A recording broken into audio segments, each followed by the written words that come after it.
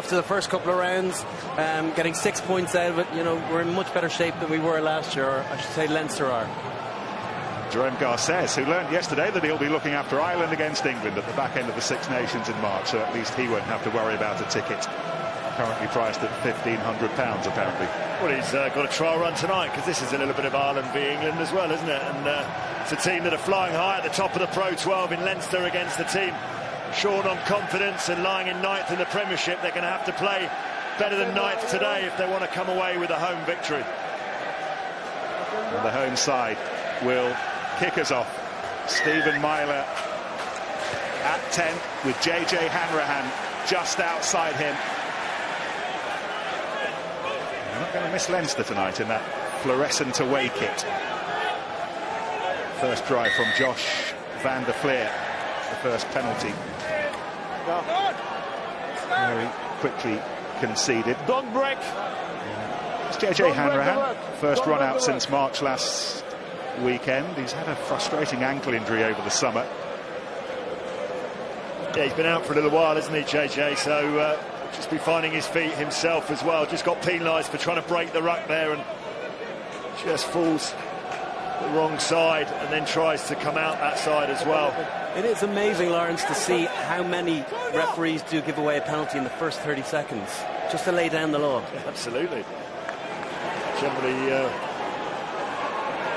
quickly knocked off the top by Devon Toner. Half a century of European matches for him now. Luke McGrath is Leinster scrum half these days. Owen Redden's retired. Isaac Boss is earning his corn with Waikato. And this is Luke McGrath linking up with Jamie Heaslett. Turned 33 this week, which caused him a little bit of reflection with us that you may have seen earlier this week, pondering where he might spend his 34th, 35th and 36th birthdays. Maybe in Dublin, perhaps in Dublin, we'll see.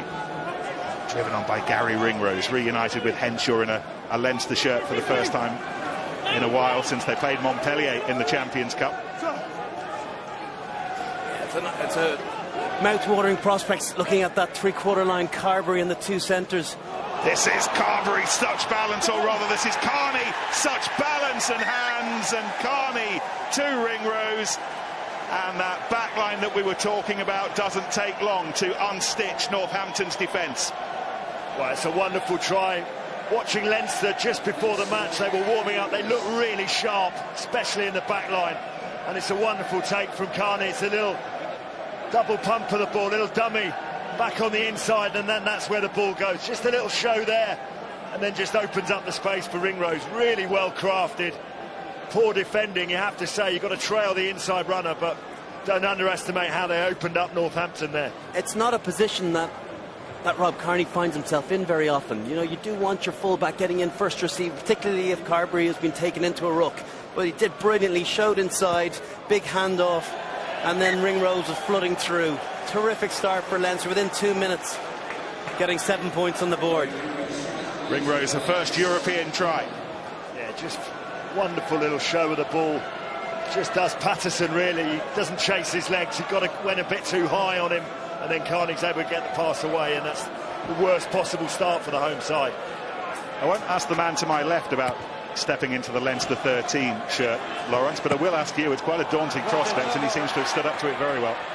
Yeah, he's doing brilliantly well, isn't he? Just trying to create his own, carve his own career, and just play his own game. He's got that young, confident swagger about him, and looks a fantastic prospect.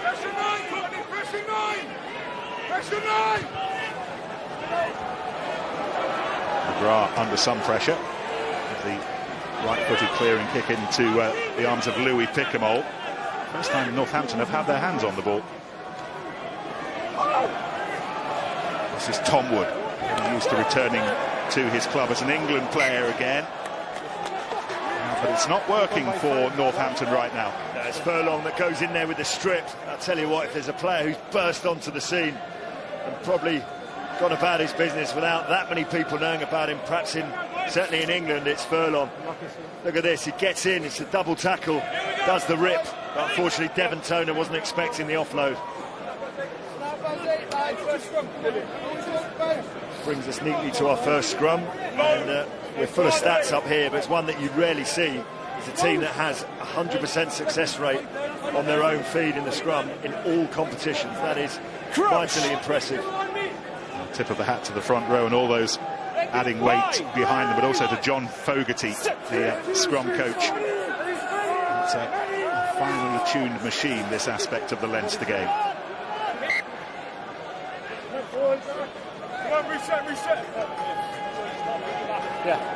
Tyg Furlong, an absolute barrel of brilliance in the autumn test. I think we all knew he was good, Brian, but he really came of age last month. He did. I think we all knew, well, certainly we did in Ireland, about his loose game, about his work rate around the park, his ball playing ability, but it was actually his scrummaging that really stood up and stood out. And if you've got to scrum down against one of the Franks brothers or any of the New Zealand props, and you at least get parity, which he probably did at minimum, you've got to be respected. He looks like he's from good farming stock. He certainly is. He certainly is. Like a John Hayes. Unbelievable. That's not weight strength. That's farming strength. It's natural strength, isn't it? Anyway, on we go. Carberry flings it wide, and again Leinster getting that outside break, and again it's Ringrose. They're finding profitability. A couple of passes out wide, Brian. Yeah, just a little bit loose there from Luke McGrath. It was a nice little outside break.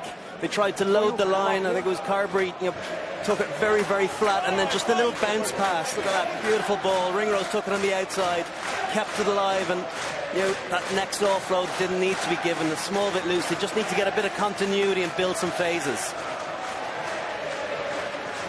Northampton will be eager to do likewise. The ball!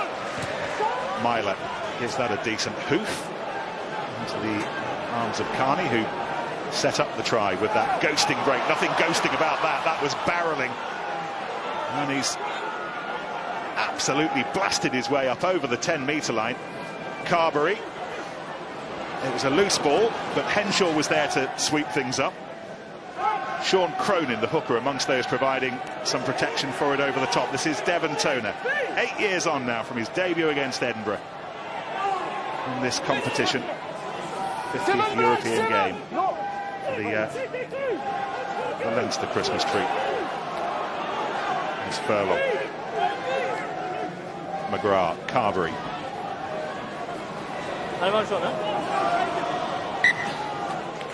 Just a little knock on there, I think, as Carberry just went through the footwork that Brian was talking about in the build-up. Just tried to force the pass, I think, just knocked it on, but hasn't he started well? Rob Carney, fantastic. Just looking really sharp after having had a layoff, and went well for Ireland in the autumn. Yeah. Carney's first game back since he banged his head against New Zealand. He was taken off against Australia early as a precaution, but here he is back for his province. Yeah, I'm obviously quite pally with Rob, and I know his frustrations over the last couple of years. He hasn't been able to string back-to-back games since the World Cup, and only in the last 5 or 6 weeks has he gotten 3-4 games. You can see the form being shown already. Joe Schmidt rewarded him with the 15 jersey in Soldier Field, and didn't he do it justice? The problem is you are pre-engaged. Memories of that a little foggy. Okay, and you are too far. What makes you think that? I tell you what, I didn't have to watch the game. I was getting minute-by-minute commentary from you, Brian. Yeah.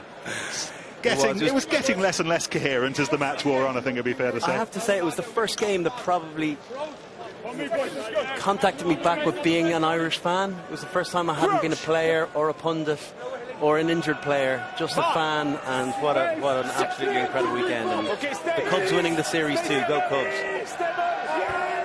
Look at those stats there. Big difference already.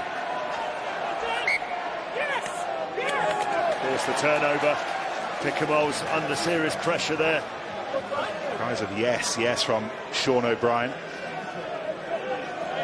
There's Pickemole. A couple of tries in a couple of semi-finals that Brian might remember against Leinster back in his days with Toulouse. Yeah, one when I was sitting in the bin. Nothing worse than seeing the opposition score a try against you when you've had an indiscretion. This is a situation as a Leinster fan, you don't want to see. Ross Byrne sitting on the bench, but Joey Carberry vital to this. Yeah, just think he turned his ankle, did he, Brian? Just got his ankle twisted. There, ow. Nasty. Just tried to run it off, but let's hope he can do. And he really is the coming kid. It's been an extraordinary few months for him. First start in the Pro 12, first start in Europe, Test debut. He's only started half a dozen professional games coming into this evening. It's just ridiculous. It's incredible. He was playing for Clontarf, the area where I grew up, back in Dublin, in the final of the All-Ireland League back in May. All of a sudden, 6 months later, and he's beaten the All Blacks. Incredible story, but you can see his talent. You can see it in the warm-up. Myself and Lawrence were talking about it. The skill set that he has is exceptional, and fingers crossed he's going to be able to see out the remainder of this game. come on, seconds, hungry, come on. He came off the bench this afternoon in Chicago at Soldier Field, and Johnny Sexton still nursing the hamstring that bothered him then. He's being monitored, and he'll be out for a while, Johnny Sexton. Utterly dominant scrum. Penalty. McGrath has a look down the blind side, but there was nothing doing, and Elliott will be called back on his dash for glory. The scrum had wheeled that way up on the loose head side, so it was a shot to nothing for McGrath. He knew that the penalty was coming, so you can go for the glorious chipper chase. But what's more concerning for Northampton, strong at the set piece, but look at that, just getting bundled back, driven back. Lots to think about. Lots to talk about, lots to shake your head about. Durham West in pensive mode. Well, they're up against a very, very worthy opponent, an opponent that started this game with the sharpness of an international team, not of a club side. And Northampton will know if they don't get up to speed, it's going to be a long, difficult evening.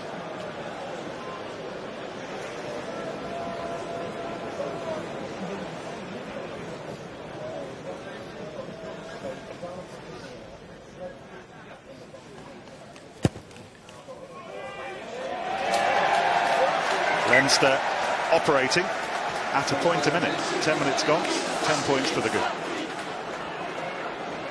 Talking to Northampton this week, they were very aware of the start that Leinster made here 3 years ago, and they talked about the step up from the Premiership to Europe and the intensity and the speed and the power, and they were determined not to be caught cold tonight.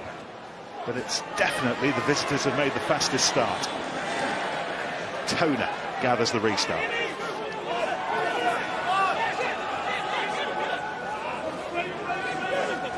Van der Fleer. Hard to believe again that he only made his Champions Cup debut at the start of the year. That game at the Rec. Came off the bench, scored a try. And we're going to check that tackle. Can you check, please, about a potential high tackle by Black on the yellow player, please? Eric? Yes, I'm checking potential high tackle by 4 Black. Yeah, it's Michael Patterson who's coming under the microscope. That's Josh Van der Fleer. Yeah, that's the one there, isn't it? Just does he run into the arm? I mean, it's high. It is. Penalty. Captain, I have a decision. by 4 Black, just penalty. Say evening to our TMO, by the way, Eric Gaurzin.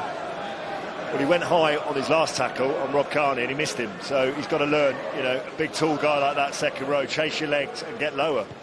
It's interesting on the referee mic as well, how much you hear Sean O'Brien talking and almost as if he's a secondary referee. That works okay with some refs, it gets on the wick of others, so he has to be a little bit careful.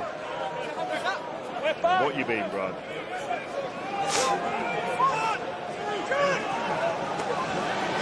Once again taken by Devon Toner.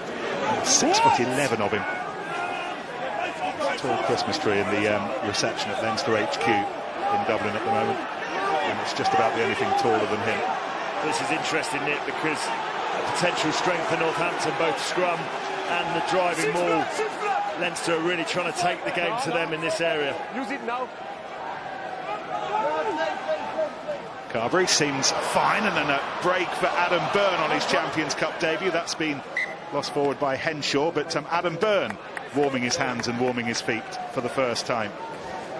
It just looks so dangerous, Brian. Every time they get the ball in this Leinster backline, they're making breaks, they're looking sharp, the offloads are nearly there. That one didn't quite stick, but I tell you what, they look very, very impressive. This is Byrne. He's got a chance to transfer what's been Pretty sparkling form in the Pro 12 so far this season. He's been amongst the tries. He's got 5 of them so far. Yeah, he's certainly taken his opportunity. Zane Kirscher has been fit for the last number of weeks, but he's been selected ahead of the South African international. Shows the strength, the depth of the academy coming through. I think that's where Leinster have probably been most fortunate of the Irish provinces. Their academy has been very important to feeding players into the side, into the provincial setup. This referee deciding that they weren't quite 10 when Nick Groom tapped the ball, which is just as well because Picamoles looked like he'd been choke tackled there. He's going to force the turnover from Sean O'Brien. Sore hip kept him out of the Pro 12 game against the Dragons in Dublin last weekend, but O'Brien fine tonight. Oh, brilliantly taken by Carney. Such a presence. He commands that ball, commands the space.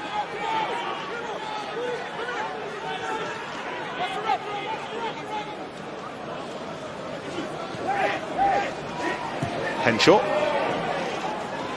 They were invited to chase after this, but Ben Foden was happy to watch the ball bounce out of play. It's a lovely little option, really, from Henshaw.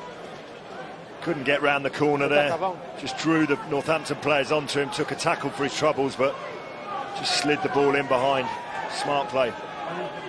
It's, just from a Northampton perspective, they need to get hold of the ball. Very, very difficult when the stats are stacked so unfavourably against you. I think it's 85% possession, 79% territory. It's very, very hard to give yourself any opportunity to get out of your red zone.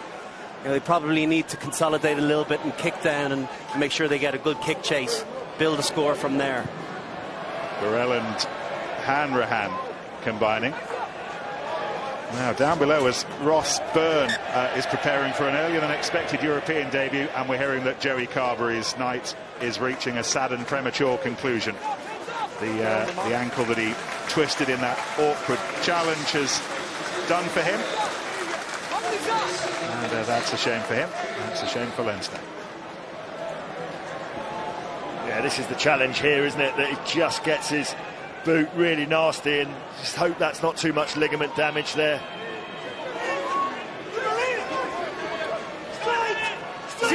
Six, leave it now.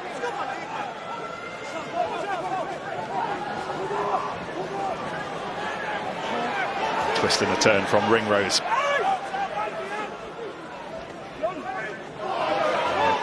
Cronin bursting through. Forceful drive from O'Brien. Great shot. What a shot from Tom Wood, was it? That's exactly what you want from your skipper. But you need to change the momentum of this game, and it can only happen from one-out moments like that when you've so little possession and territory. Outstanding. He picked up the runner. We see Carberry getting some ice or some strapping on there, but look at this. Really brave as well, because he stepped in on that. He's hinged in. Knew he'd take one in the face. Look at him. He's committed. Stable. He was committed to that tackle. If you look at his eye line, he didn't even look to see where the ball was. You know, if it was dummied, he was going to hit Hayden Triggs anyway. But it was exactly the momentum turn that you need now. A scrum with an opportunity of attacking, probably the best place in the pitch to attack, around your own 40-metre line, knowing, even though Leinster have got 5 up, it's a good opportunity maybe for them to kick into the corner and get some territory. 3/4 of the match so far in Northampton territory. Why do you lose your bind?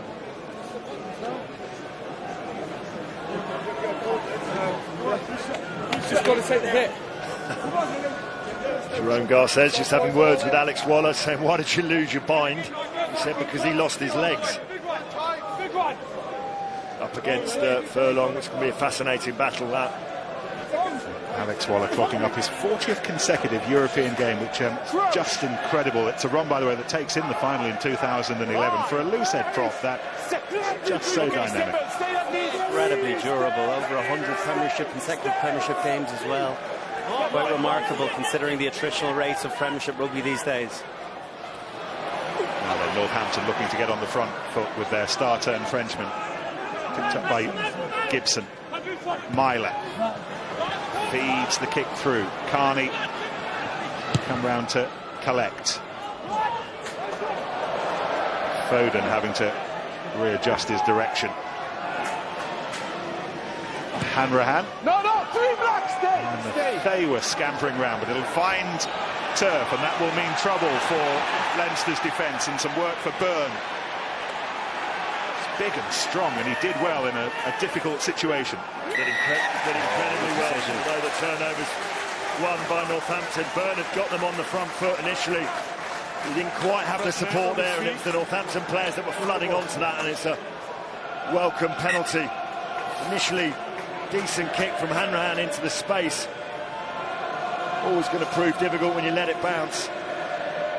As we see the turnover. It's Hill that comes in. Is it? Really, really good. Yes, Kieran Brooks is still sitting out the final weekend of his 2-week ban, and Paul Hill, who hasn't started much so far this season, first Premiership start last weekend. This is his first European start since the quarterfinals last April. Just one thing I'd keep an eye out for, if they do get into a little bit of kick tennis, Leinster, because they're so aggressive with their line speed, they're not committing huge numbers in the backfield, so there is grass cover to be gotten. On that occasion, too much for Easton and Siwa to chase across, and it's a nightmare situation for back three, letting ball bounce. You never know, see with the rugby ball, what way it's going to bounce, so something to look for from a Northampton perspective.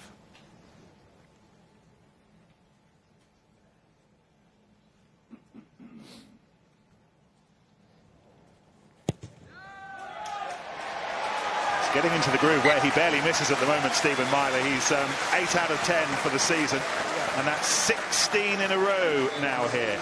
He's not missed one at the Gardens since September. That's what he's in the team for at the moment, his goal kicking, which is incredibly reliable, and they're going to need a little bit more than that, unfortunately, to beat this Leinster side, because they've got their A game with them tonight. Restart from the new man, Ross Byrne. Play. McGrath, who looks a live wire, very, very alive, and that took some stopping. Eventually Foden hauls him down 10 metres short. Furlong being held back by Wood, and Saints have won it back. Nick Group, South African scrum half.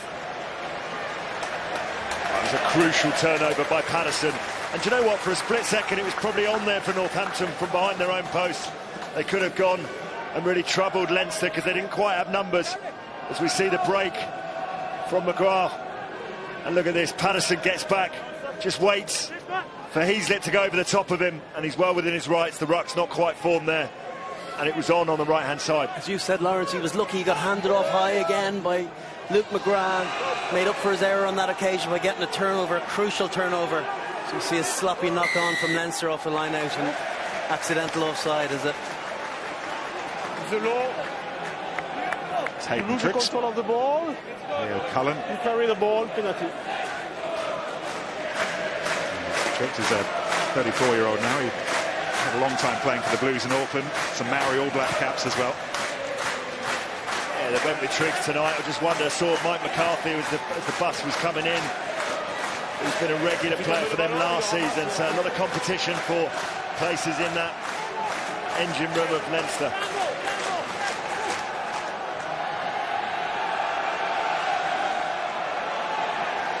Toner who went up challenging for that, but Burrell who can straighten things up with some force for Northampton.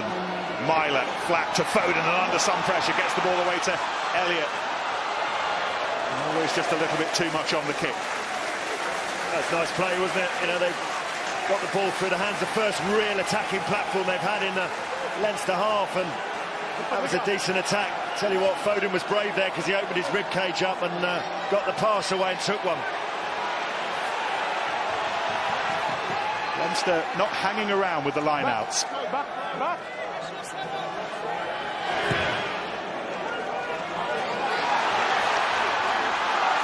Elliott keeps it in to Foden, and now Ken Peacey brought into the back line in the absence of George North.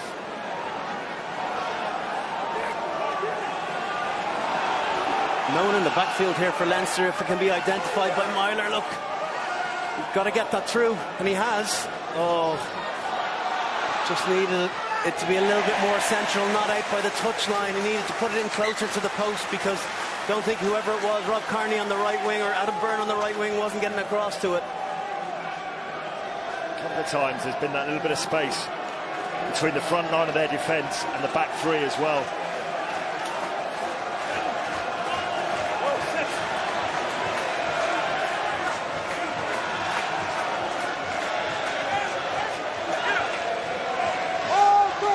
This is Northampton's first visit with the ball in hand into the 22. What can they make of it? Groom to Myler. Elliott's, it's opening up for them.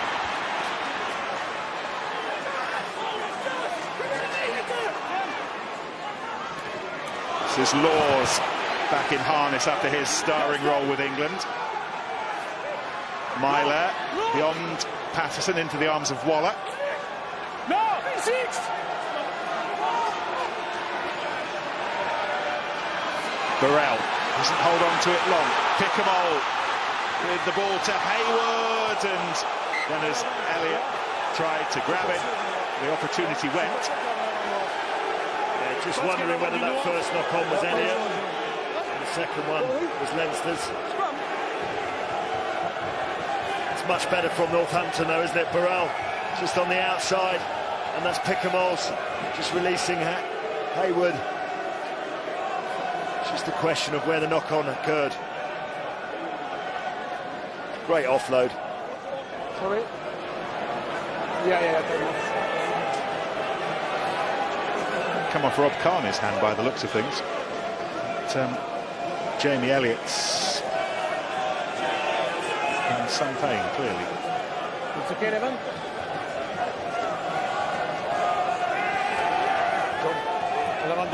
See if we can clear this up. Whose hand? The Leinster hand first, isn't it? Well, yeah, Jamie knocks it up to catch it, and then it's actually Rob Kearney that comes in with that intervention. Crowd certainly let the referee know. This is the first of 5 Champions Cup matches over the course of the weekend here with us on BT Sport. Tomorrow, Munster against Leicester. David Wallace and Donica O'Callaghan with us.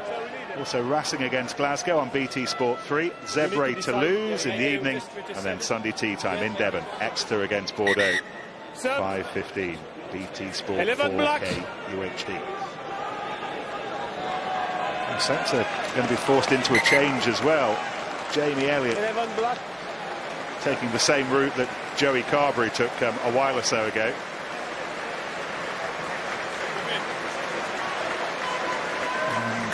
Saints replacing him with Arsi Tuala, ace Tuala.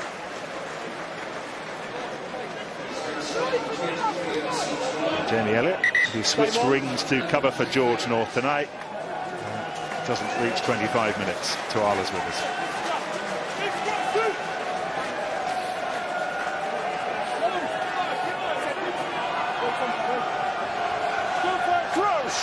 It is in fact Leinster who've got to put into the scrum, so Elliott was deemed to have knocked that on first, even though he didn't catch it. That's a decent hook back from Cronin. Sharp, quickly between the legs of Heaslip and into the hands of McGrath.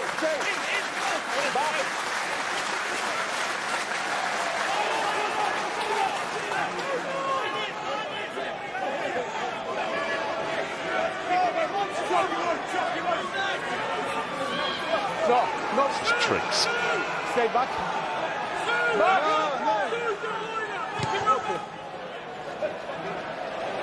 And then cleared away with some decent distance by Luke McGrath. Brian, what have you got? Yeah, I just want to look a little bit at that Myler option when he kicked to the touchline. Leinster have to be very careful. Look, no one in the backfield. If that's kicked centrally and you have someone running towards the post, there's a great opportunity for a score. You get the sense that Northampton are going to have to take those opportunities. And an irate Rob Kearney, I'm not surprised. No one filled in for him in the backfield. Leinster got off the hook there. Jamie Elliott was forced to run on an angle. If it had run straight, he may well have scored. He certainly won't score tonight, that's for sure. He's been replaced by Tuala. This is Laws. Nick Groom. Myler again. There was a slip by Triggs, and that prompted Myler to see if there was a hole there, which had been filled up. And there was a hole that Luther Burrell found between one of 2 intended recipients. Quite interesting, Brian. I'm just watching Leinster's line speed, certainly at 12 and 13, really up and in, very aggressive line speed, which almost forced Stephen Marler to run back into that channel. I don't think they're actually worried about who they have. They're just worried about taking the first 4 or 5 steps, and then they'll come to decision time, pick out who their man is. The whole idea is about scaring the opposition into making errors like that, and at the moment it's working. No, c'est move. 7. That's the game, right? It's what all that huffing and puffing has earned Leinster. And all that huffing and puffing rather wasted by the errant kick. Yeah, Tom Wood just dicing with danger there. Just managing to stay onside from defending the driving maul, and it's McGrath that makes the mistake, and Northampton just having the opportunity to rebalance the possession stats a little bit. Yeah, the wind has just slightly come out of the sails of Leinster. With Carberry going off the pitch, I think they just need to settle a small bit, try and get their hands on the ball. It's been Northampton this last 5 or 10 minutes. They need to put that possession and territory into some points now. Patterson's been central to Northampton's driving game in recent times, and that was well taken by Foden, having to stretch, and this time it's a loose pass on the right-hand side, and doesn't cotton on to Tuala. Just wondered whether Tuala could have just come back on a switch then. Oh, there was a beautiful ball from Myler. Look at this, it's absolutely magnificent. Exactly what you want as a fullback. It was that full stretch, and you're right, just sent him across the pitch a small bit. Didn't read the drop under was the ball, but what a magnificent pass from Myler.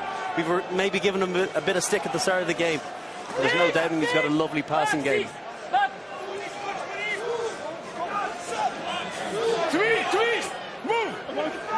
Paul Hill was doing some mountaineering over the top, and he's been told to take a couple of steps backwards.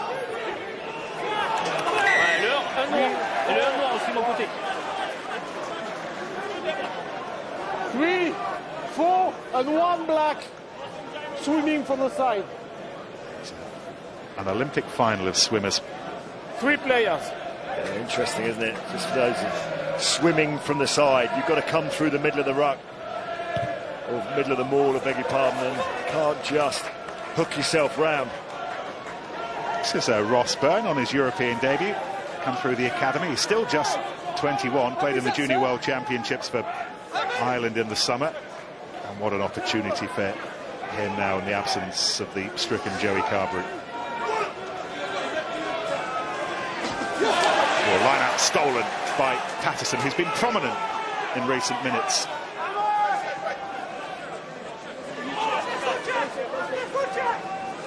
Heaslip, there's a little nudge over the top.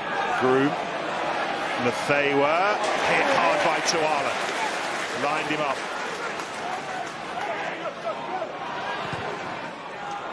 Hammered away by Byrne. Kick off either foot. And this is Ben Foden.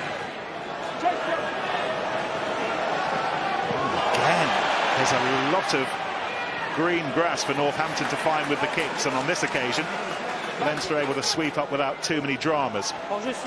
Furlong.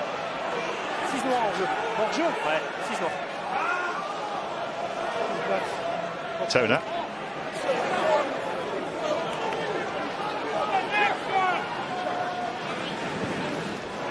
This time we'll keep one over the top, looking for Henshaw, but 6 black offside. Yeah, it's Jamie Gibson, isn't it? It's been penalised at the couple of phases ago for being offside, and that's a soft one to give away. I think there would have been a high tackle at the next phase anyway, but it just allows Leinster to relieve the pressure and just get themselves back on track.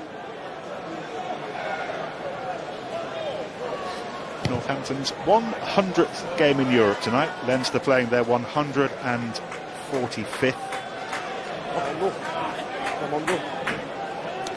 Marginal. It's a tough one, that, isn't it? You've got to look right at the assistant referee and make sure you're in line with him, I guess. And some of the issue is sometimes when the press isn't from inside, if you get the jump and you read it well and inside doesn't, you look offside when sometimes you're not. After having lost their previous line-out, going for the banker and Triggs at the front of the next one. Use it now. Tall Ross Byrne feeding Henshaw on that looping run, and now inviting Adam Byrne to have a little bit of a trundle upfield. Cronin presses the accelerator. Oh, how nicely did Jack McGrath do to swivel and get that away to keep it alive for Heaslip and Co to play with. Again, Luke McGrath keeping them honest at the breakdown. He plays with his eyes wide open. Release. This is Sean O'Brien, part of Ireland's effort in the win against Australia 2 weeks ago. He missed Chicago. With us tonight. Ross Byrne again, and Ringrose providing the link. Great chop tackle from Burrell. No way through for Carney. Josh van der Fleer. And he was well shuffled out, but they're having a look down that blind side. Well, he was well within his rights as well, wasn't he? Really, really good use of the short side. Look at that. Northampton did well to scramble back and just force him into touch. Got some dynamism around the breakdown, not just provided by the scrum half, but the back row forwards as well. A constant threat to defences who might be napping. This first half has flown by. Just 7 minutes of it left. Gibson, Mike Hayward, 7 out of 7 line-outs. Continuing their impressive record, throwing the ball back in. Only Rory Best has been better in Europe this season. Okay. And Groom safely away. Great refereeing from Jerome Garces there. Josh van der Fleer made the tackle, a momentum tackle, and he managed to fall on the wrong side. Jamie Gibson had the opportunity to place the ball beyond him, but he stuck it on top of his body to try and incur a penalty. Referee was having none of it. Really good adjudication from Jerome. Frenchman who after a couple of high-profile games recently, England against South Africa, Ireland against Australia in the autumn tests. He knows plenty of these players plenty well.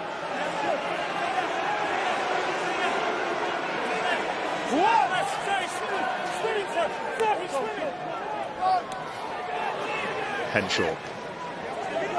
Stolen. Great turnover from Wood. Really good turnover. Northampton's 7th turnover, releasing Foden, who was impeded by Nathawa just after he'd kicked the ball. It's a tackle! No, leave it! It's a tackle! Leave it, Well, the crowd don't like it, but he is talking to them. He is talking to Northampton, giving them the opportunity. Initially it was Kempis. He made a great tackle on Gary Ringrose, who went down on the ball. Problem was he never released. He stayed in that tackle. And in the ensuing ruck, Northampton managed to get it back on their side illegally. It's Rob Carney. Adding to Leinster's injury concerns. This is the Tom Wood turnover. It's been such a hard evening so far for Northampton, but likes of Patterson and Gibson and Wood working so hard to try and change the course of the match. Yeah, and I think it's not about panicking, Nick. It's 10-3 on the scoreboard. They withstood the early pressure, conceded that try initially, but they found their way back into the game. They're starting to have patterns of play and build their confidence, and that's what they need to do.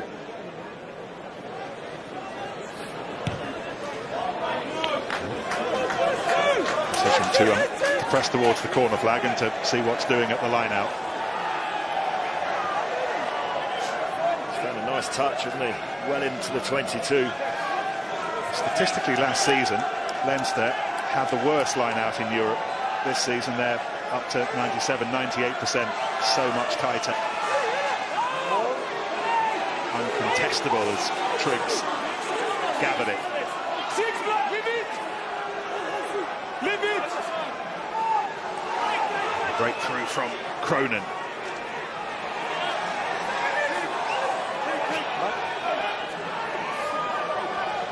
Cronin again gets them going once more.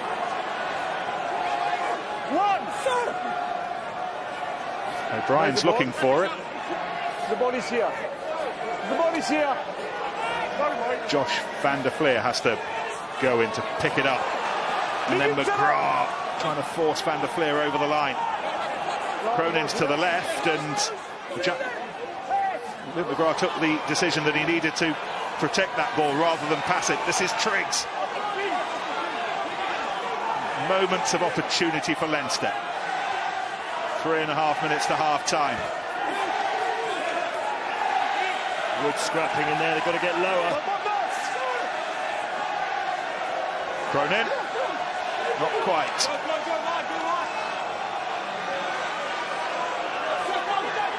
Jack McGrath might be the next to have a pop, and the ball was loose. Go forwards. Luke McGrath had to sweep it up. This is Henshaw.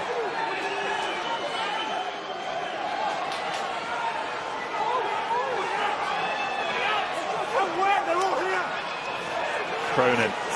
Once more, Leinster pressing on the pressure points, but Northampton's defence so far weathering it. Leinster have lost a couple of metres, but they go again. Laws extricates himself. And then a big hit from Burrell. Heasley. This is outstanding Saints defence.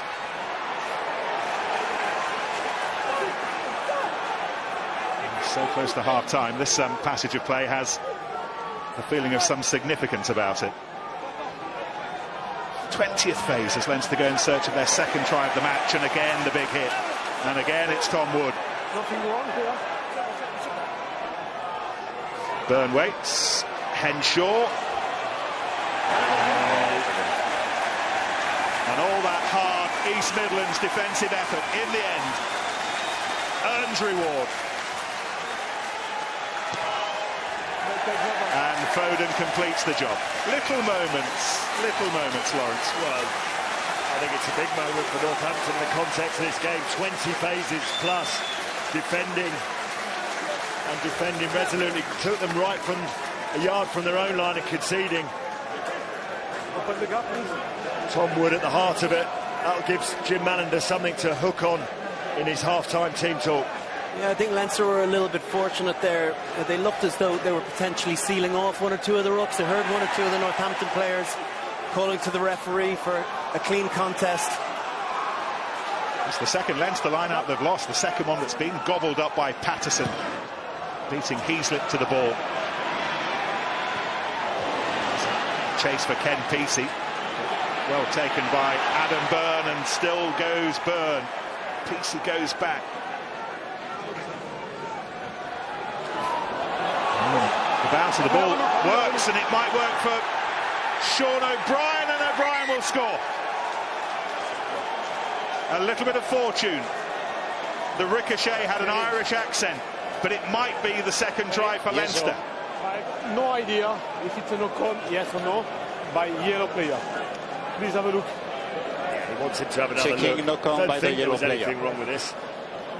We'll be able to see it from this replay. Yeah, it does hit Sean O'Brien. I think it is a knock-on.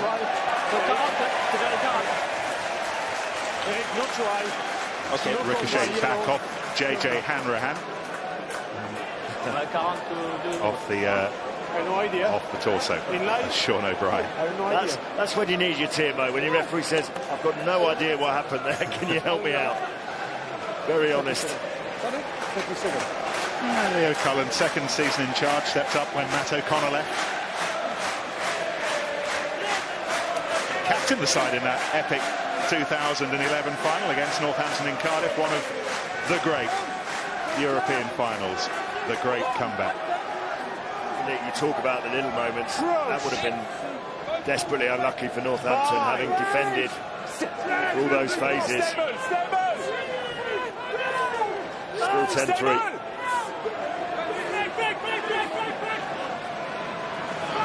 Nick Groom, one last blast before the break, and Groom's gone over halfway, and it might be more than one last blast. It might be a try. Ken Peacey chasing after it for all he was worth, but not quite. Leinster striking first and early with Gary Ringrose's try. Ethan Athewa's kicks establishing a 10-0 lead. But how Northampton grappled their way back into that contest. Stephen Myler's penalty.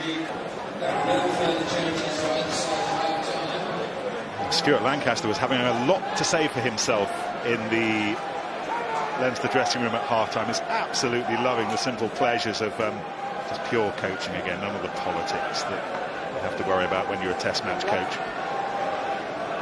3 teams who've won here so far this season, Bath Wasps and Newcastle in the Premiership, were all up at half-time. Leinster up at half-time, courtesy of that early Gary Ringrose try.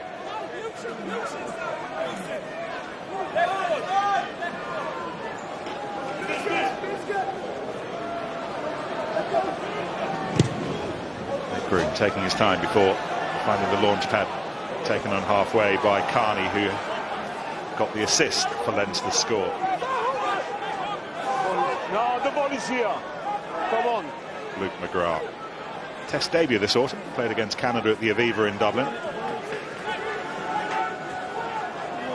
Leinster's scrum half. Leinster's replacement Ross Byrne on for Joey Carberry early on in the first half. If you're late joining us, Carberry twisting his ankle. Really good shape here from Leinster if they can get it wide. They have numbers, and Hanrahan must have felt isolated out there on the wing. Henshaw and Carney, and hit hard by Ken Peacey. Some textbook Northampton tackles over the last few minutes at the end of the first half as well, Lawrence. Yeah, it's a really good read as well by Peacey. Needed to come in and make that tackle, but he did it brilliantly.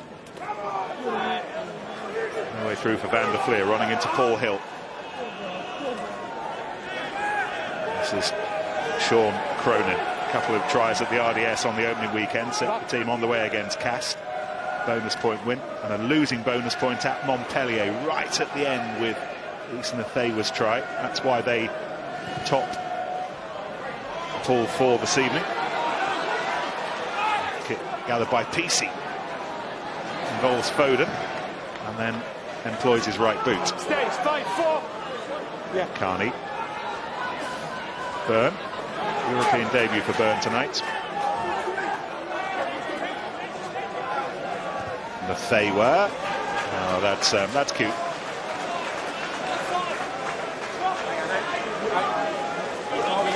Rory O'Loughlin, another academy player, set for his European debut. He's a strong, direct runner, and he's replacing Rob Carney, who's limping off, and it looks like Ethan Athewa is heading to full-back, so O'Loughlin will go on to the left wing, but Leinster have now lost Carney and Joey Carberry. It's proving to be quite an expensive evening injury-wise. It looked like a lower leg injury, didn't it, with another ankle maybe, or a shin, but clearly the thought was that he might be able to run that off in the second half. Hasn't been able to do that. O'Loughlin is on the field. Back.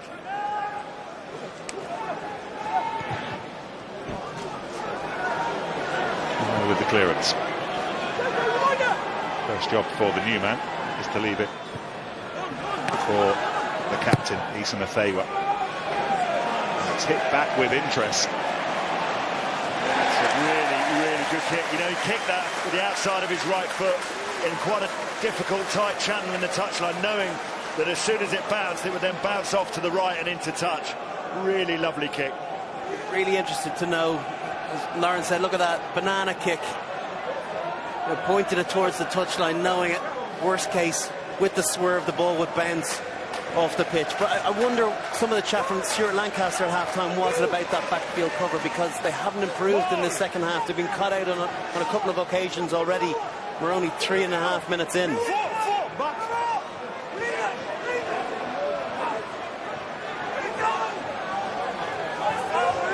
Little yellow line, the golden line where Leinster started. That's where they're having a lot of success, is over the game line, but they've messed that up.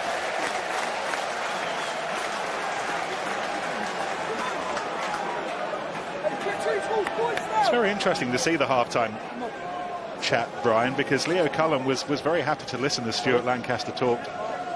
Yeah, you know, one thing the boys did say, that when Stuart came in, it wasn't, you know, He didn't ease himself into it. It was in day one. He was straight in and barking orders as if he'd been there all his life. So, it seemed as though Leo was very comfortable in that role of stepping back and letting Stewart dominate and dictate certain tactics. Now, Ross, our statistician, our analyst, has come up with this little playmaker balance. Who makes the decisive breaks? And, well, at the moment, Leinster very much going with the scrum half. A bit more off 10 for Northampton. Yeah, for me, there's a hard yards to be had off 9. 40%, 7% of the time, you're running into brick walls. You've got to try and push it off 10 and 12 a little bit more, get some soft shoulders. As we see Northampton.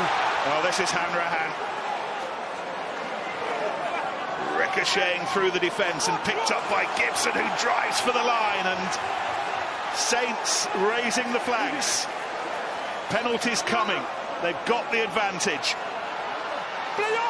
Flicked over the top by Hanrahan. That was a pass of real quality into the arms of Vasi Tuala, and he could roll in with his slippers on. Yeah, fantastic try. Penalty advantage is always nice having that freebie. That's exactly what JJ Hanrahan is in at 12 for. His passing capabilities, how he runs a backline at second receiver. I think it was him, in fact, that made the initial burst. And the penalty was given away. Leinster trying to slow it down illegally, but look at that. Leinster played high, picked Tuala off, skipping 3 men, and got him in the corner. Fantastic piece of skill from a guy that's not long back. Well, you don't lose talent and ability in a short period of time. Munster were devastated to lose him, and now we've seen the skills why. It's awesome as well, isn't it, that he's just taken that ball that little bit flatter, and all those Leinster players just went ahead of the passing line. He's able to get the ball over the top, out wide to Tuala.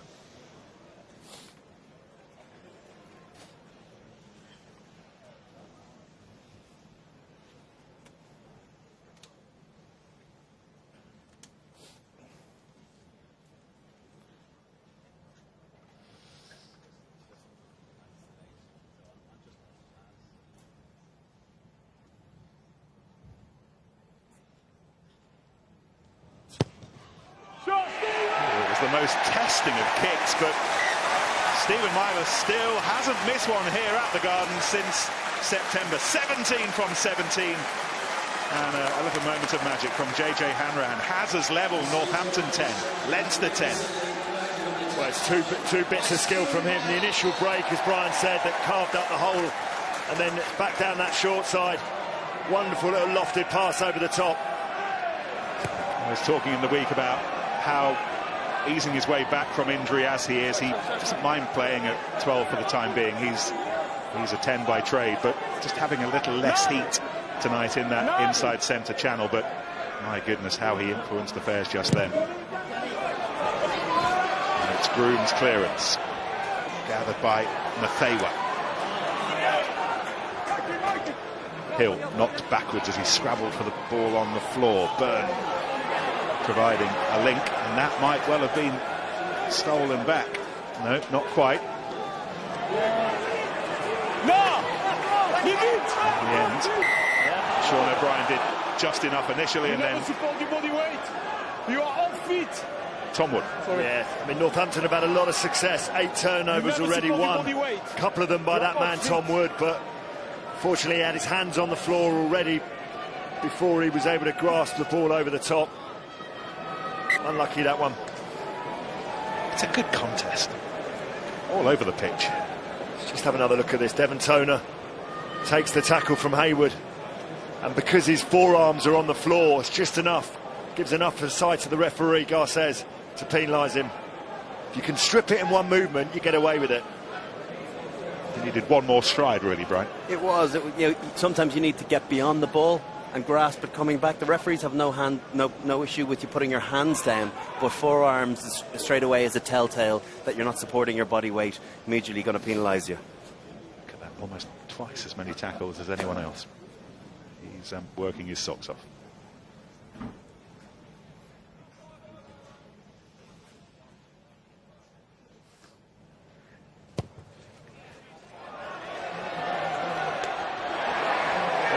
We're seeing some kicking of the highest order this evening. I was going to say beforehand, I said this is right on Easton Seawall's range.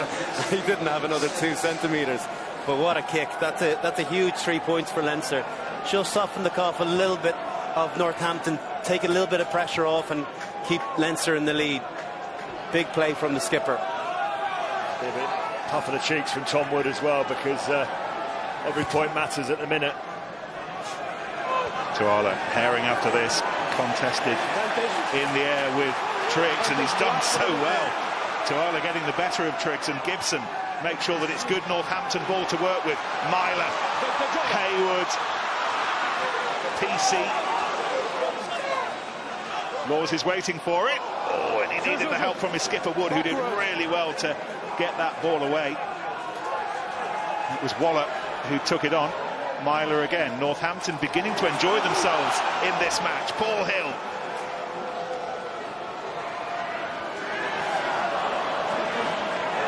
It's only 5 phases, but it's as fluent as Northampton have been tonight with the ball in hand, and they continue, and Hanrahan feeds Foden, and PC at the second attempt grabs the ball, rolls away from Adam Byrne. Groom to Wood. Triggs amongst the welcome committee. Laws. This is better from Northampton. It's quick recycling at the breakdown. They're getting quick ball and asking questions, and Gibson leading the raiding party for a second try. Great counter up from Leinster. They've turned that one over. Or have they? That's back on Northampton's side. Sean Cronin worked so hard to win that back, but not quite. Laws. And then Furlong goes over the top, but will come back for an earlier penalty. Well, much better from the home side. It's not just the phase play that they went through, it's the speed of the ball that they were getting from the breakdown. Couple of Courtney Laws busts up the middle and able to lay that ball back. Rhys Ruddock, back from a calf injury successfully last weekend against Newport Gwent Dragons. And we're hearing that Hayden Triggs is about to come off. I imagine that they will stick with Triggs for this line-out because it's an important one. Yeah, I mean, that's an interesting call, isn't it, from a kicker who can't miss. But he's pinned in the corner there. He just thought, why not keep the pressure on? Started this second half perfectly, Northampton. Haywood to Patterson. Picked up by Haywood. He's a little bit surprised to find the ball at his feet, and the composure wasn't there, and Josh van der Fleer wins it back for Leinster. There's a knock on there, so we're playing the advantage, and Leinster will have the scrum. That's ugly from Northampton. They've done the hard bit, they earned the penalty, kicked it to the corner, then just so frustrating when you drop the ball and then manage to get it back and turn it over again. Confirmation finally filtering through to Hayden Triggs that he's done his work tonight, and the roar around the gardens for the return of the England captain.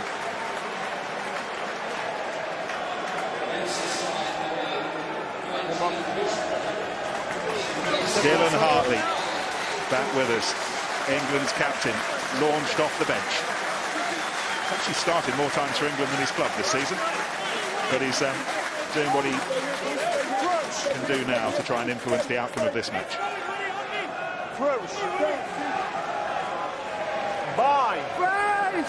Set. Okay. Stable. Stay.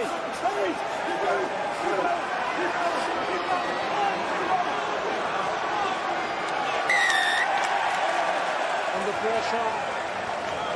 Just a couple of line-outs Leinster as the first half wore on, but the scrum continues to provide a reasonably enough platform for them. It's one of those where you bring your captain on and he wants to make an immediate impression.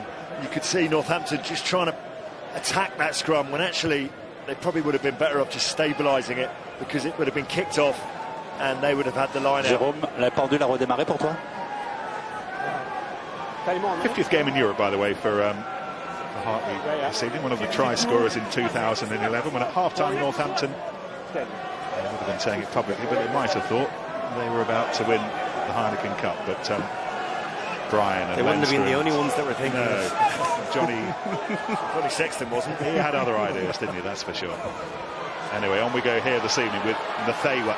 And Byrne with the knock-on. It's a shame, just takes his eye off it fractionally, doesn't it? And that's all you need.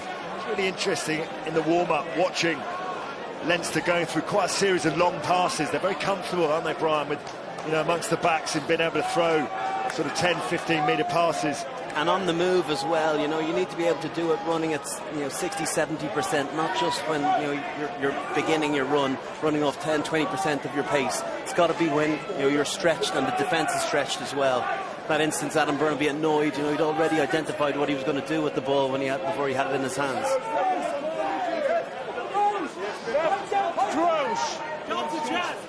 Seen much of Pickamoles in this game yet. I'm sure he's probably thinking the same himself.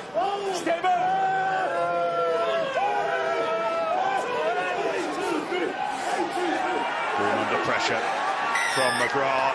Northampton scrum under pressure from Leinster.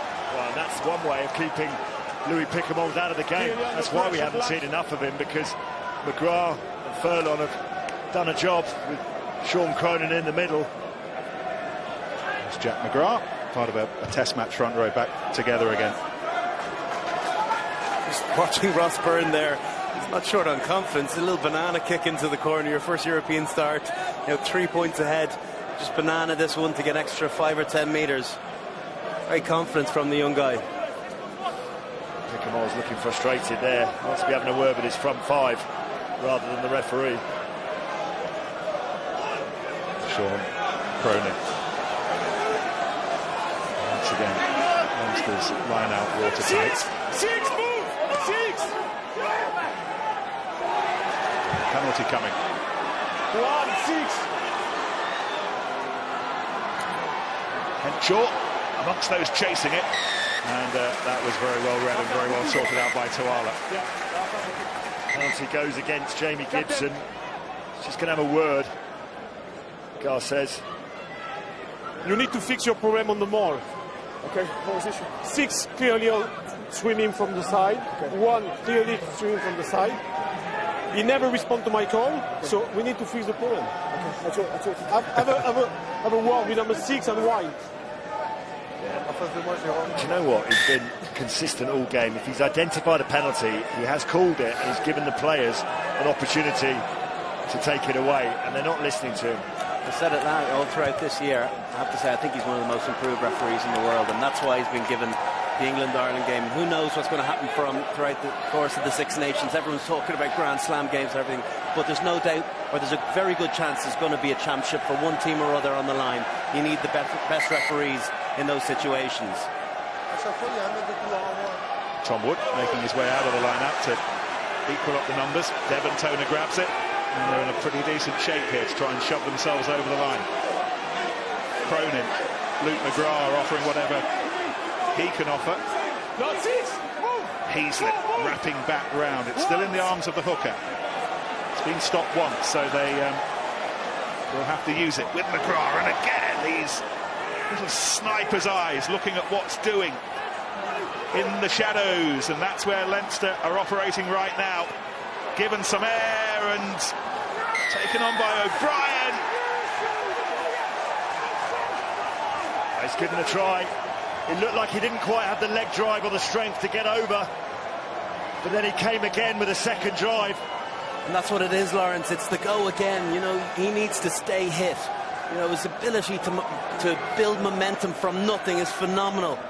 Look at this then. He stays on his feet there. He's just on one knee, but then gets that secondary drive. And it's actually the latch that comes from Jamie Heaslip is the difference in him being able to wriggle his way out and plant the ball over the line. Terrific from the number 8. Gets a tiny bit of assistance from Devon Toner, but on a weight ratio, I think we're giving the majority of the help to Heaslip there. Really, really good strength from that man, O'Brien. It's prompted a Saints change. Tamana Harrison, part of England's effort against the Wallabies last weekend, and set to come on. When he does come on, his team could well be 10 points down. Okay. 8 and 4.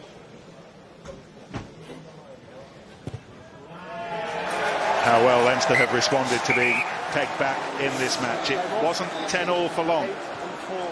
Leinster now lead by 10. Northampton 10, Leinster 20. Yeah, Tamana Harrison now coming on as well. Eddie Jones just talking about looking at the referee. He'll be picking up all the sort of things that Gar says is penalising and looking at, because he's a man who does his homework. I suspect Leinster may well see that as a success. They've got rid of Pickamole, and we've not reached the hour mark yet. Tamana Harrison is on, and you'll have noticed as well that Api Ratuni-Urawa is on for Michael Patterson in the second row. Yeah, I think at the start of the week, teams will always try and get certain players subbed off the pitch, and Louis Pickamole would have been high on that list. He's been, anytime Northampton been good this season, been heavily due to Louis Pickamole's performances. I think you've got to tip your hat, Brian, to the Leinster tight five, because I think they've been outstanding in this game, and that's why he's been so ineffective. 2 or 3 scrum penalties in their favour. They've cut him off at source. Eric? Yes. Have a look about... A little bit of work for Sean O'Brien, but he does the kind of job that earns you bruises. He knows all about that, and he's picked up his fair share of injuries, and it has not been the Frenchman's night tonight. No, it hasn't. Checking neck wrap or swinging arm on number 6 yellow. 6 yellow, he wants to see what happened in that incident.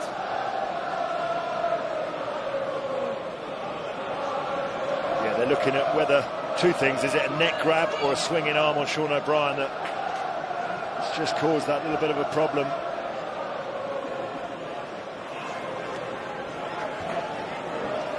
Let's have a look. Oh, my goodness. It's Dylan Hartley. It's Tom Wood that makes the tackle. Well, that might be a red card. That could be. Decision. Here we go. I know the player was going down, but... I have a decision. Eric Gauzin. Eric, Yes, Jean. for me, it's clear. There is a swinging arm, clearly direct and force on the head by 16 black. 16, it's correct? 16, yes. Yeah. I need to protect the player head and neck. It's clear a red card against 16 black. Agree. 16? Who is 16? It's Dylan Hartley. Who is 16? And the headlines are being made right here, right now. The England captain, he's barely been with us. He's only been on the pitch for a few minutes. And he's been sent off in the Champions Cup. Red card. Oh, look at Eddie Jones. I mean, that's just made his Christmas Head in gloved hand. Goodness me, goodness me. And he can have very, very few complaints about it. You know, it's one of those moments that I'm sure he knew when he threw the shot, he knew he was in trouble. That's very reckless. You know, that's absolutely stupid. I don't know what positive impact you're going to have on swinging recklessly like that. And he knew it was coming. Players coming down from a tackle from Tom Wood. The best thing to do is get in over the ball and win it. You don't need to swing your arm. He's not a stranger to red cards in the Premiership, but he's just been introduced to one in Europe for the first time. And Jack Conan is on. He's replacing Sean O'Brien, who has done his job, and he scored the try that's doubled Leinster's lead. Jack Conan with us. He's had a very good game, Sean O'Brien.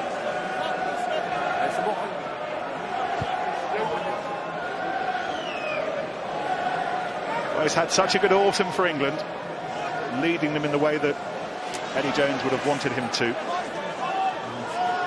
He brings his personality to that role. But Eddie Jones has harnessed that, however. It's part of the personality that they're trying to eradicate, and that's been lost out the back. Number 2. Maybe.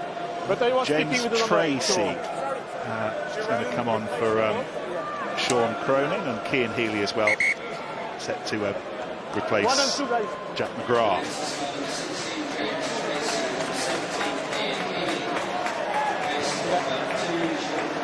Because Northampton need a hooker, Mike Hayward's on. Trying to work out who's going to have to make way for Haywood, but it's a job very well done by a couple of Leinster chumps in the front row, Sean Cronin and Jack McGrath. We're hearing that because they have to sacrifice one of the players, it's the captain, Tom Wood, who's going to be sacrificed. He looks a little bit mystified by the decision, I think. Well, I'm not surprised, because he's been by far and above Northampton's best player on the field.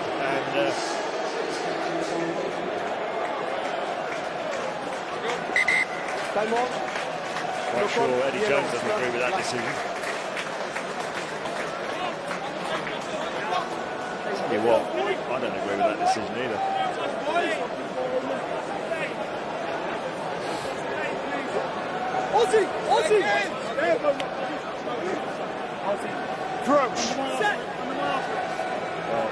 Huge ramifications, not just in this match, but for the next few weeks and months ahead, possibly.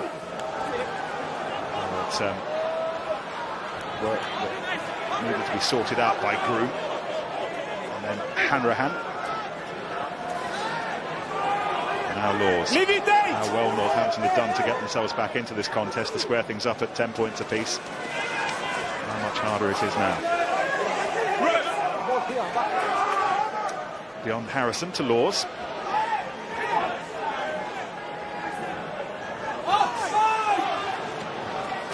Gibson. Hit back hard. Was that Furlong?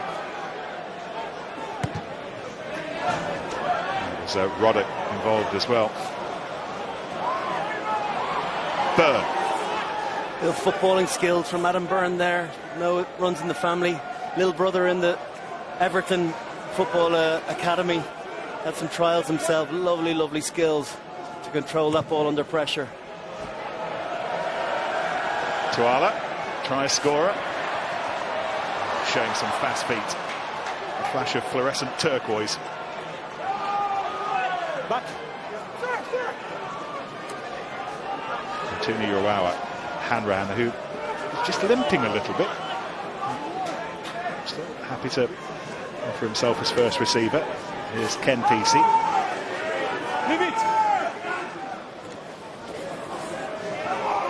The Fijian once more.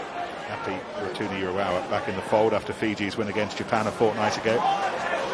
Laws continues to dizzy himself. And Myler decides that after a lot of work, ball in hand, it's time to test Leinster deep inside their own territory. Stay, yellow, 8. Yeah, that's a smart play from Myler. Walloped away by Rosberg. Smart play from Myler. Just needed another roll on that kick, maybe. Ethan Waller set to replace Alex Waller. One. And there's JJ Hanrahan, who needed a bit of treatment. Frustrating ankle injury over the summer, Hanrahan. It looks very much like that might be the issue here again.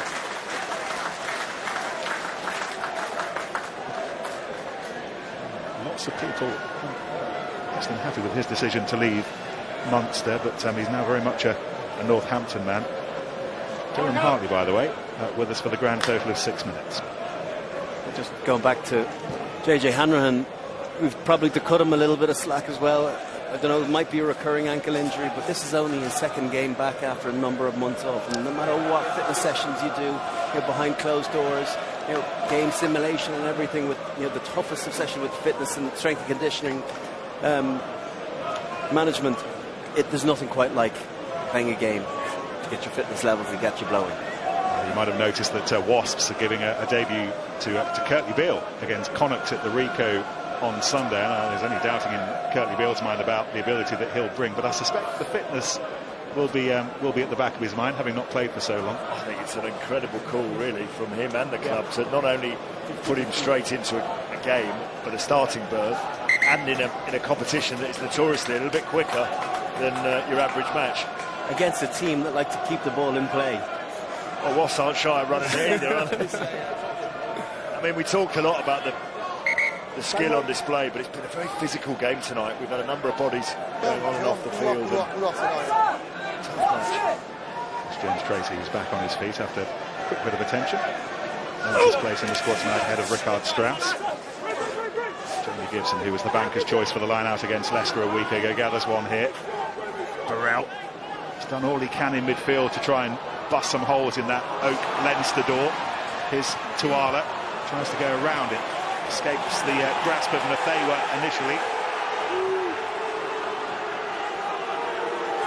Now Laws, who's done his fair share of ball trucking tonight as well. Not gathered cleanly by Hill. Leinster snaffle it back. Now the ball is here. Advantage yellow. Advantage again, eh? Look on. Back. No, stay. Foden scampering to get underneath it. Good scampering.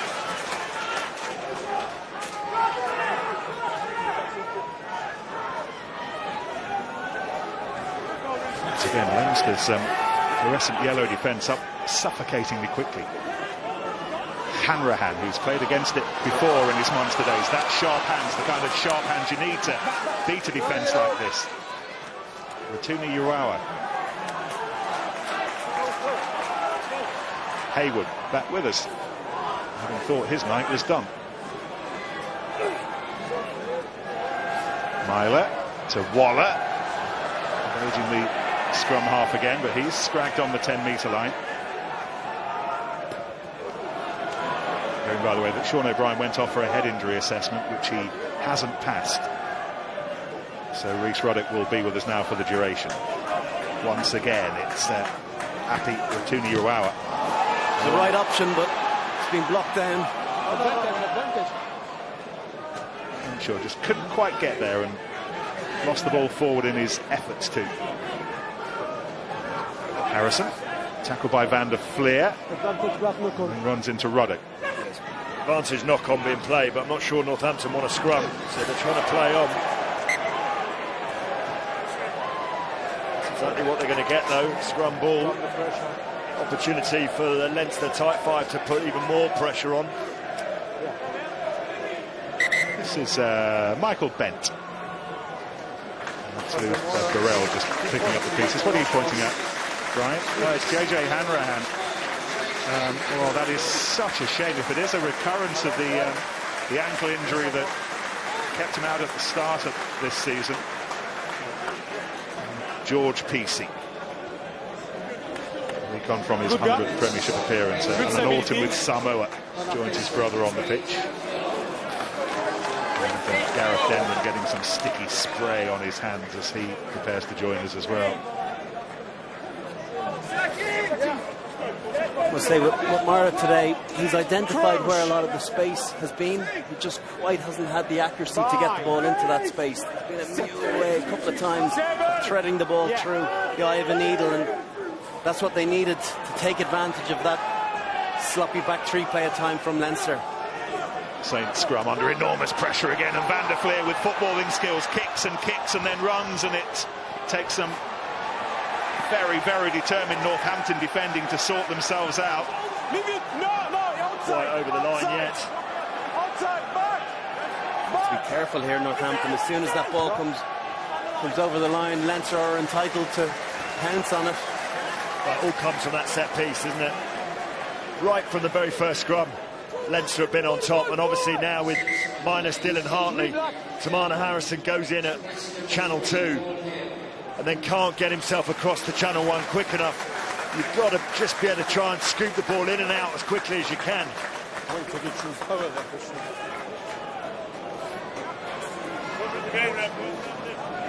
Wait.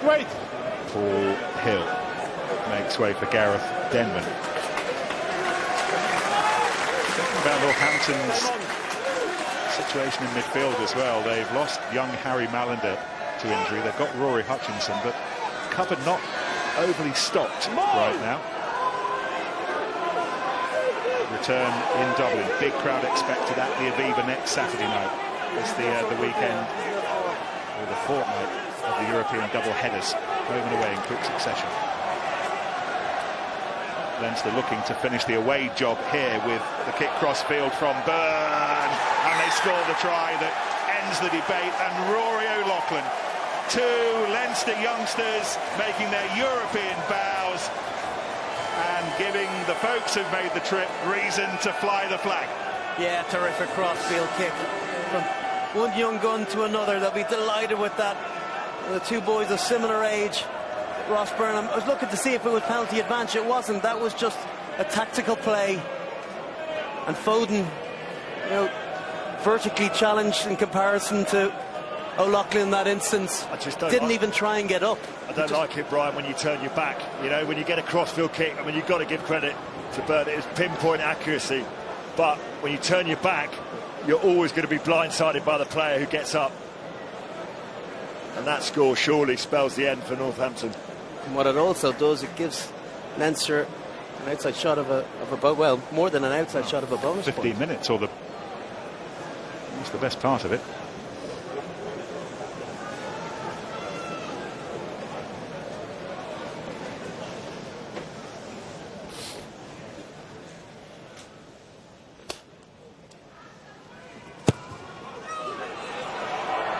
Not on this occasion.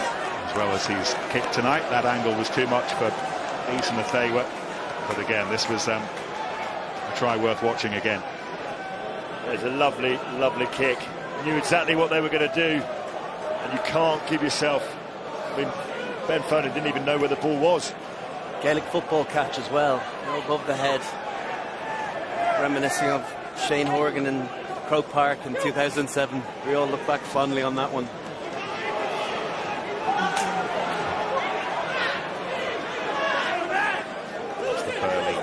Conan. Change at scrum half, by the way, during the wait for the conversion. Jamison Gibson Park, the New Zealander who's been picked up from the Hurricanes this season, and for Luke McGrath. Foden, who was beaten to the crossfield kick for the try. Groom, Laws, Myler. Great pass again. Hayward, meantime, on to Peacey.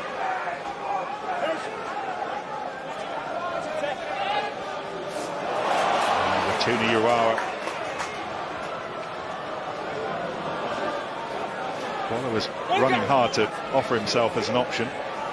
Instead, it's Denman. Cries of Molly Malone around the gardens, and they'll be given added impetus by that. It's another bag full of frustration on a Friday night for Northampton, and there are one or two folk around the ground who I think it's time to head to the pub. I mean, they've worked so hard to get themselves back into the game, but you know, it's a tough assignment with 15 men. It's become a nigh on impossible one with 14 men. Really, really hard. This is Tom Kessel.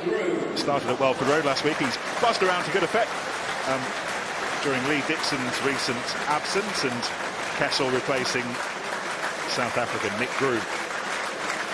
Tell you what, the medics on both sides are going to be busy boys this week, aren't they? Getting patching people up for the return fixture in Dublin. Another packed weekend of Champions Cup European rugby with us on BT Sport. Tomorrow, another Anglo-Irish affair at Thomond Park. Munster against Leicester. Also at the same time as an alternative on BT Sport 3 in Paris. Racing against Glasgow. By the way, Zebre against Toulouse, if you were thinking of clocking into that tomorrow night, it's actually been brought forward to a 2 o'clock kickoff because they've got some concerns about the weather in Italy, in Parma. So that's a 2 o'clock kickoff.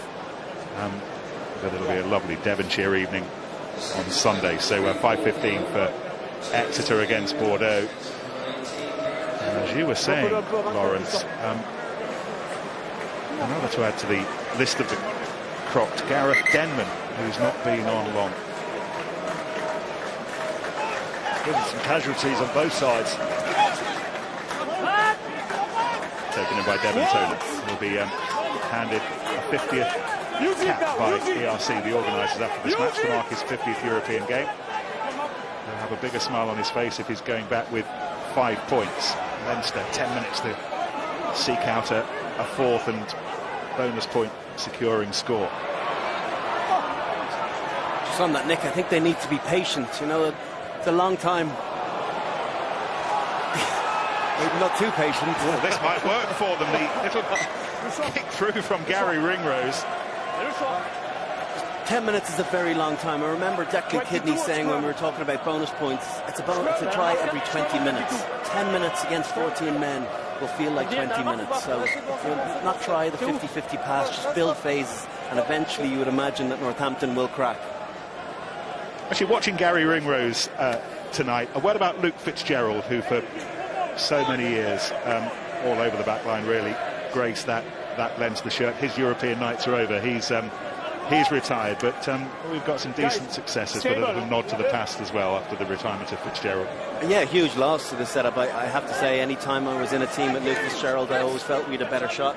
He had proper X factor. He could win games for you on his own. In his early days, he was prone to the odd mistake, but that's okay when you've got guys that could easily make up for 2 or 3 times in a game. A great shame that he had to curtail his career before it came to a natural conclusion. Harrison as Northampton grip onto the side of the mountain. Kessel, Myler, and then George Peacey. He's held up by Ringrose and he's stripped by Ringrose, and he gathers his own ball. It's a rip, play on. No Ben Teo these days, of course, either. He's a Worcester player these days. Another chip over the top, looking for space, looking for the 4th try. Sort of sums up Northampton, really. Tamana Harrison, off a scrum going backwards, has made a great pickup. He's got his side on the front foot.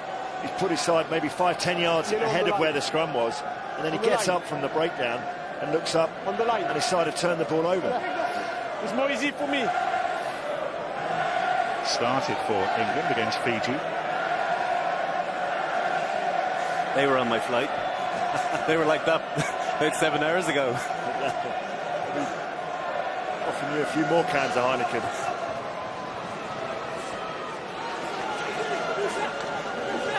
Harrison.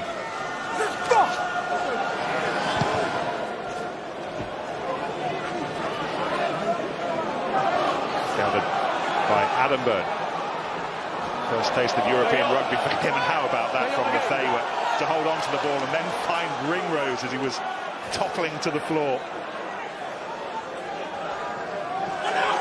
Henshaw take the ball with him, and then it was picked up by Ross Byrne, but feet in touch. That's, to your point, Brian, it's just that patience, isn't it? You know, kicking the ball away there, no need. Just take the ball in. You're playing against 14 men. Go through the phases, and it will come. 14 men that are deflated, that have lost, the England skipper that was on for 5 minutes. We pretty much know that their European odyssey is all but over. Because, if they don't pick up a point here minimum, which they're not going to do. So all things squared off, they really just need a little bit of patience. A bit of leadership here. Gibson to Kessel to Myler. Back to Kessel, and dancing with death. Robbie Henshaw was having a bit of a nose around.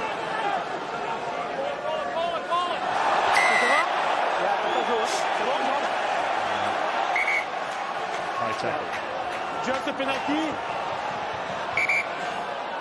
Blood injury. Just a penalty. Ross Byrne, who's taken a crack to the head. A nasty one as well. Yeah, he might be down for a little while, I'm afraid. Not sure who's going to come on. Luke McGrath, potentially. Just a penalty, just a high tackle. Yes, just to reiterate that you can bring somebody back on for a blood injury.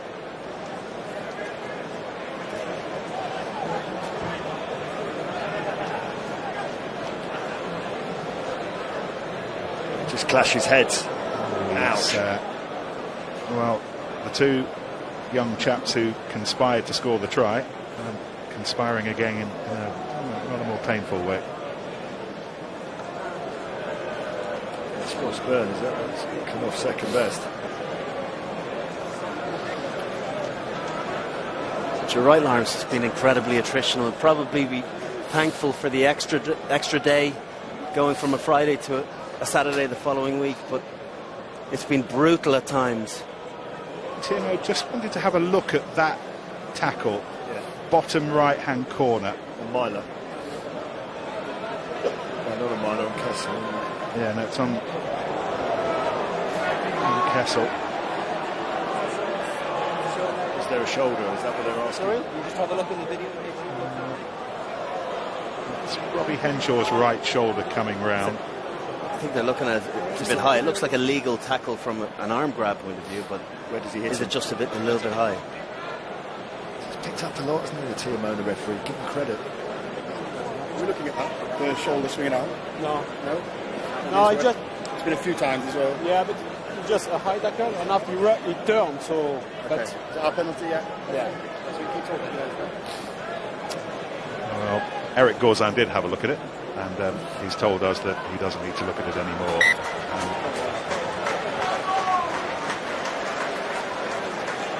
Ross Byrne back on his feet. And he'll have a scar for a souvenir to take back with him to Dublin.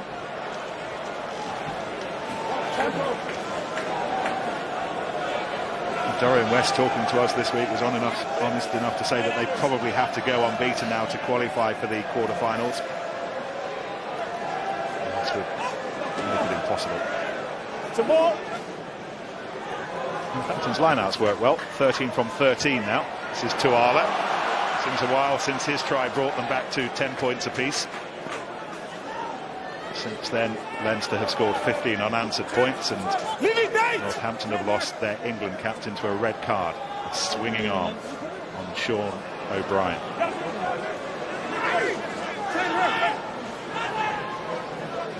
Myler, Waituni Urawa again. Leave it 16! Digging in midfield. Great pick-up. PC.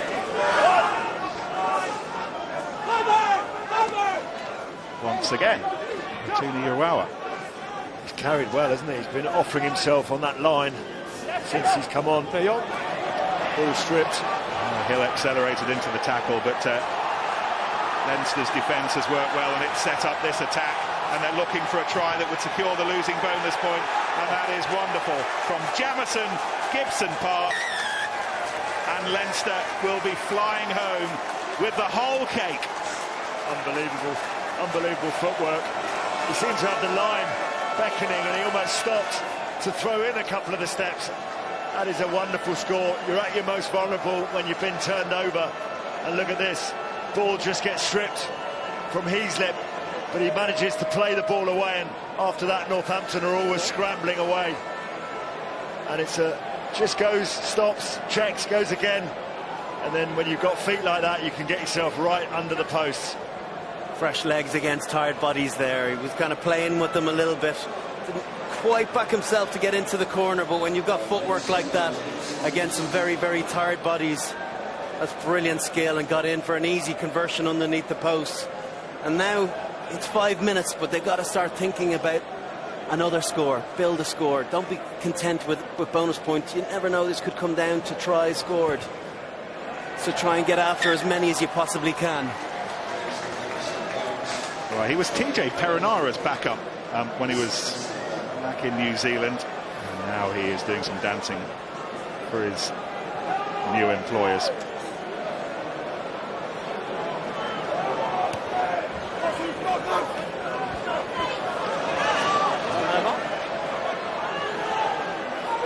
Waituni Urawa, Mathewa, amongst those who brought the big Fijian down.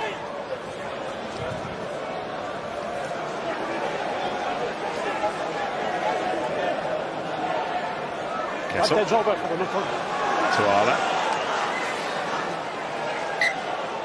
The ball was lost forward. Leinster against Northampton at what we're told will be a busy Aviva Stadium next weekend in Dublin. Match you'll be able to see with us on BT Sport. And then Leinster will finish off with a home game against Montpellier, and then a trip to Cast. Yeah, these back-to-back games, rounds 3 and 4, are so huge on building your score. Obviously, bonus point here in Franklin's Garden is enormous to add to their 6-point tally already.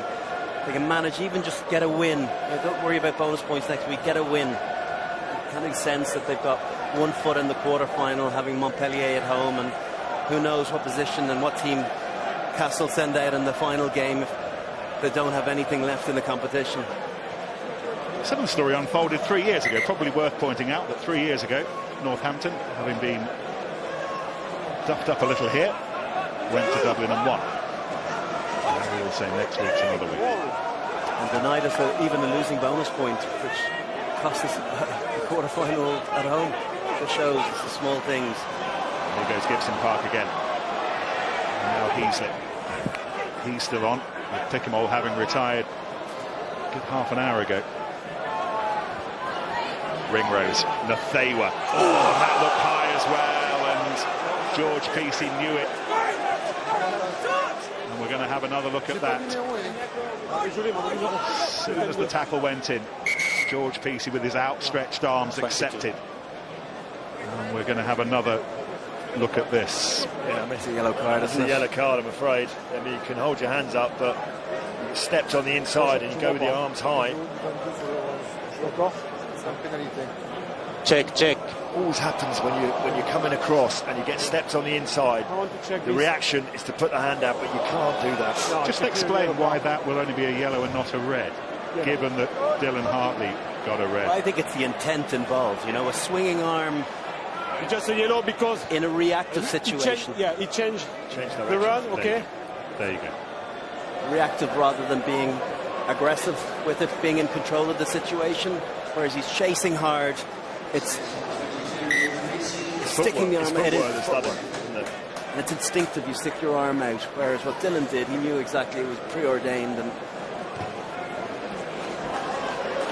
Northampton are going to end this match with 13 players on the pitch. It's not the end of their European ambitions this season, but there are more than one or two threads hanging loose now after this heavy defeat to Leinster. No. 2 minutes to go. Just got injuries to contend with, but certain suspensions as well. Imagine that Dylan Hartley will be having a little bit of extra time to contemplate his fate.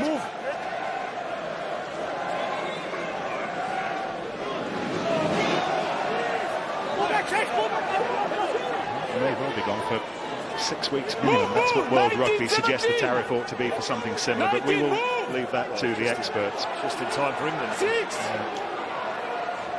6 weeks with good behaviour in the past.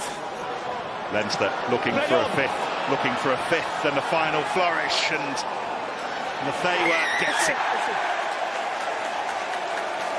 It's been all Leinster for pretty much the bulk of this match, with Stuart Lancaster, who has a little smile of satisfaction on his face. They've come to the Gardens and they've scored 5 tries. Well, as Brian said, the fatigue really now has set in with Northampton. They know that their European odyssey is well and truly over, and Leinster are taking full advantage. Always outnumbered. They've had to defend themselves a little bit narrow, and they just got caught out wide with numbers. And Nathawa has just got the strength to ride the tackle the once, and then powers himself over.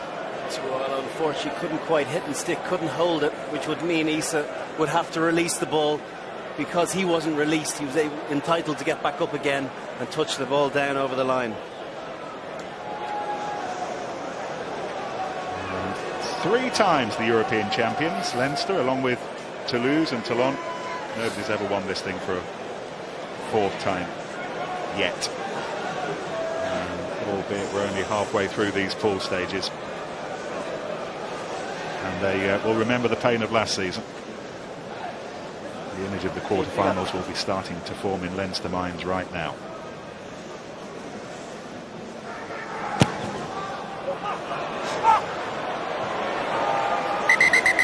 An evening that perhaps deserved to end with a successful conversion, doesn't. But from an English perspective, the headlines will be made by the red card shown to the England captain. It's been another horrible night under the lights in the Gardens for Northampton. It has very much been Leinster's story this evening, and they have won this by 37 points to 10. Yeah, from an England point of view, from a Northampton point of view, it's a dark day. They've been poor and inconsistent in the Premiership, and that's now the end of their European journey. A lot of soul searching to do. They have to get their core back, have to get those England players back playing well for their club. And I'm sure Jim Mallender and all his coaches now, that'll be on their agenda. All the excitement. We didn't get the man of the match from you, so who are we going for? Well, there's been a lot of players. I thought McGrath played very well at scrum half.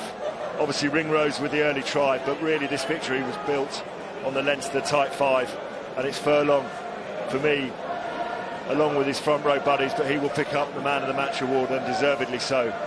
Yeah, it's hard to argue with that. Just the platform that they set for the rest of the team and line out, and particularly at scrum, the knock-on effect that had to territory, being able to gain penalties from it, kick down into the depths of Northampton territory, I think really told in the end. A solid performance from Leinster without being really exceptional. It's always nice for a coach to have work, plenty of work on, and there certainly were out there, but